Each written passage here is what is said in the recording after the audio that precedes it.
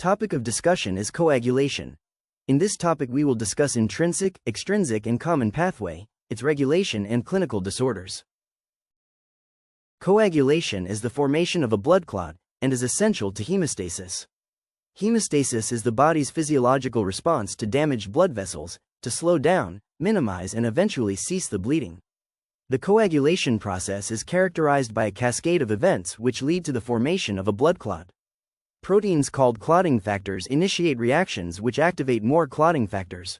This process occurs via two pathways which unite downstream to form the common pathway. These are the extrinsic pathway. This is triggered by external trauma which causes blood to escape the circulation. The intrinsic pathway. This is triggered by internal damage to the vessel wall.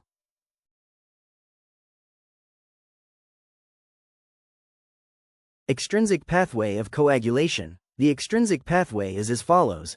Damage to the blood vessel means that factor VII exits the circulation into surrounding tissues.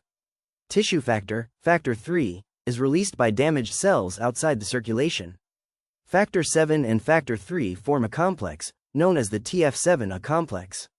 TF7A then activates factor X into its active form, factor Xa. In conjunction with factor VA, this triggers the formation of thrombin. Note that the extrinsic pathway is believed to be responsible for the initial generation of activated factor X, factor Xa, whereas the intrinsic pathway amplifies its production. Intrinsic pathway of coagulation. Factor XII is activated once it comes into contact with negatively charged collagen on the damaged endothelium, triggering the cascade. Along with clotting factors, platelets form a cellular plug at the site of injury.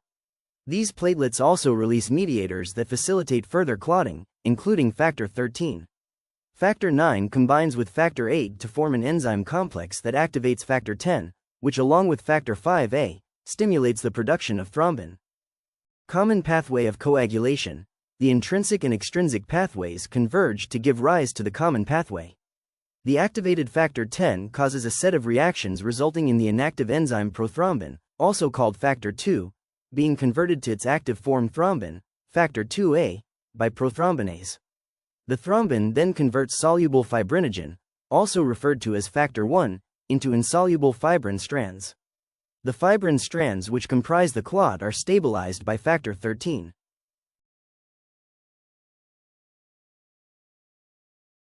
Regulation of clotting. To prevent excessive clotting and subsequent disease, mediators including protein C and protein S provide negative feedback on the clotting cascade.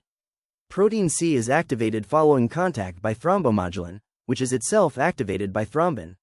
Along with cofactors including protein S, activated protein C degrades factor Vα and factor VIIIa, thus slowing the rate of clotting. Calcium ions play a role through their interaction with the activation of several clotting factors. Low levels of calcium are therefore inhibitory to the clotting cascade. Antithrombin is a protease inhibitor that degrades thrombin, factor IXa, factor Xa, factor XIa and factor XIIa.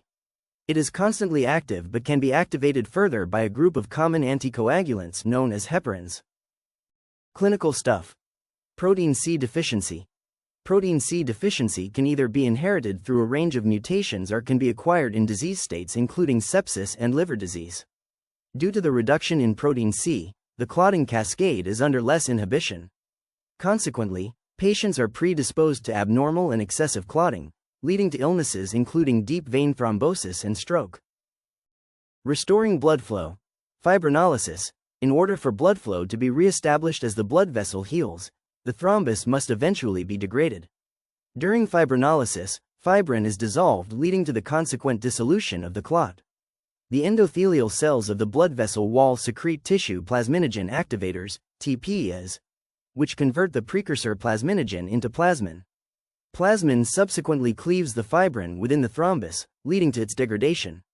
TPAs are released very slowly following trauma from the endothelial cells, and therefore there is a substantial time delay until there is a sufficient concentration for fibrinolysis. Clinical stuff. Hemophilia. It is an inherited bleeding disorder caused by a partial or total deficiency in specific clotting factors. There are three types of hemophilia. Type A, deficiency in factor VIII. Type B, deficiency in factor IX. Type C, deficiency in factor XI. Hemophilia A and B are both X-linked disorders and are therefore most prevalent in males. Since this condition impairs the body's normal clotting response, people with hemophilia may bruise easily, bleed spontaneously, or bleed for longer following surgery and injury. The manifestation of bleeding is related to the severity of the clotting factor deficiency. Therapy for these patients includes the replacement of the missing clotting factor. Clinical stuff. Thrombolysis.